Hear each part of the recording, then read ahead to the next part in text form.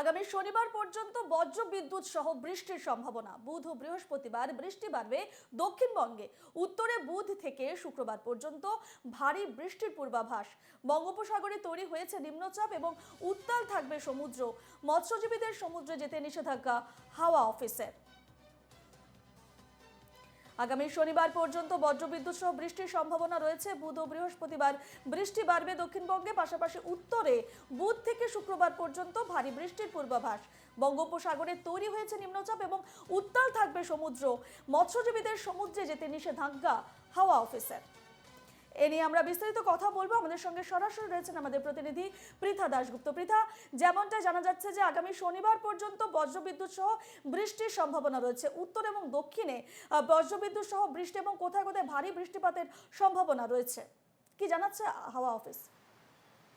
দেখো, দক্ষিণবঙ্গের ক্ষেত্রে প্রথমে তোমাকে একটু বলি যে দক্ষিণবঙ্গে বৃষ্টি হচ্ছে, অর্থাৎ মাঝারি থেকে হালকা বৃষ্টি হচ্ছে, কিন্তু সেই বৃষ্টি দক্ষিণবঙ্গবাসীকে যে খুব একটা স্বস্তি দিচ্ছে এমনটা নয়। তার কারণ আর্দ্রতাজনিত অস্বস্তি, অর্থাৎ বৃষ্টি কমে গেলেই ঘর্মাক্ত যে আবহাওয়া বা আর্দ্রতাজনিত অস্বস্তি সেটা কিন্তু বজায় থাকছে।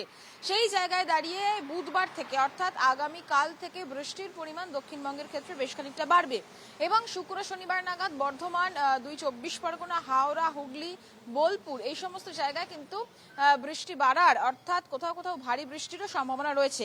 আমি একটু মৌসুমী বায়ুর অবস্থান বলে রাখবো যে আগামী ৪৮ ঘন্টায় মৌসুমী বায়ু পশ্চিম রাজস্থান, হরিয়ানা, চণ্ডীগড়, পাঞ্জাবের বেশ কিছু অংশে পৌঁছে যাবে এবং সারা দেশেই কিন্তু মৌসুমী বায়ু প্রবেশ করবে। পাশাপাশি আরো একটি ঘূর্ণাবর্ত রয়েছে, অর্থাৎ একটা সিস্টেম রয়েছে। সেই সিস্টেমটা কোথায় রয়েছে?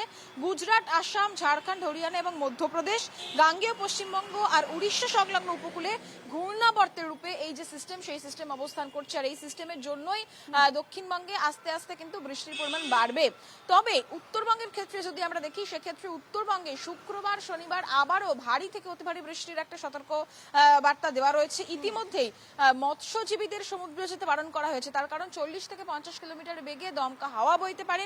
সেক্ষেত্রে উপকূল সংলগ্ন যে সমস্ত জায়গা রয়েছে সেখানে কিন্তু মৎস্যজীবীদের বারণ করা হয়েছে। সমুদ্রে অন্তত পক্ষে আগামী ৪৮ থেকে ৭২ ঘন্টা সবটা মিলিয়ে আপাতত এই যে হালকা থেকে মাঝারি বৃষ্টি হচ্ছে দক্ষিণবঙ্গের বিস্তীর্ণ জায়গায়, অর্থাৎ ২ মেদিনীপুর, ২ চব্বিশ পরগনা, হাওড়া, হুগলি, বর্ধমান, বোলপুর, সেখানে এই বৃষ্টি জারি থাকবে। কিন্তু আর্দ্রতাজনিত অস্বস্তি সেটা এক্ষুনি কমবে না যতক্ষণ না পর্যন্ত এই বৃষ্টির পরিমাণ বেশ খানিকটা বেশি হবে এবং সেটা তখনই আশা করা যায়, অর্থাৎ দক্ষিণবঙ্গবাসীর জন্য সেইটাই একটু স্বস্তির খবর হবে বৃহস্পতি শুক্র নাগাদ, যখন বৃষ্টির পরিমাণ বেশ খানিকটা বাড়বে। তবে উত্তরবঙ্গবাসীর জন্য আপাতত স্বস্তির কোনো খবর নেই। সেখানে যেরকম বৃষ্টি চলছে সেরকম বৃষ্টি চলবে। নতুন করে সিস্টেম তৈরি হয়েছে এবং সেই বৃষ্টির জন্যই কিন্তু উত্তরবঙ্গে শনি, রবি, সোমবার ভারী থেকে অতি ভারী বৃষ্টির সতর্কবার্তা জারি করেছে হাওয়া অফিস। বেশ, ধন্যবাদ পৃথা তোমাকে।